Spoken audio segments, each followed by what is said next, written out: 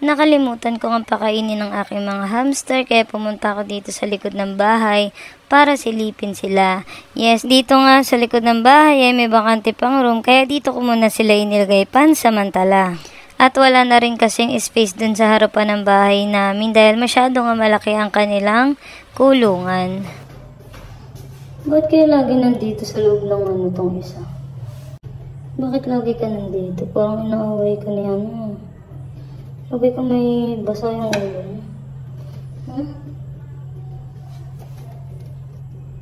Lagi siya nandiyan. Kaya.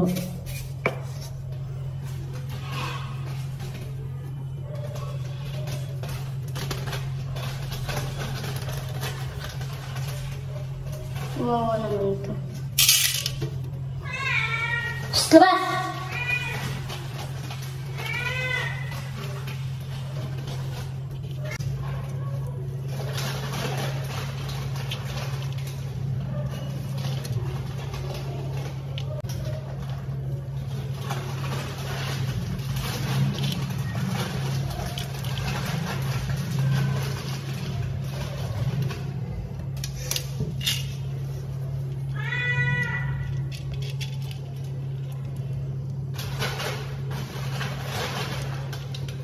Ilus ko na nga ito lahat.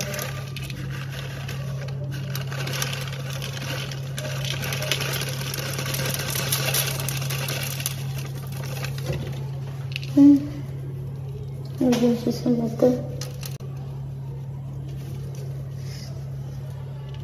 Lagi siya basa. Basa lagi ulo nito. Bago ko nga sila iwanan ay chinecheck ko muna tong CR kung nakasarado ba dahil meron ditong konting butas para makapasok ang pusa, baka kainin sila.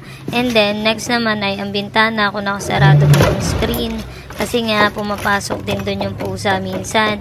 Syempre baka mamaya kainin sila. So yun lang. Thank you for watching. Bye bye!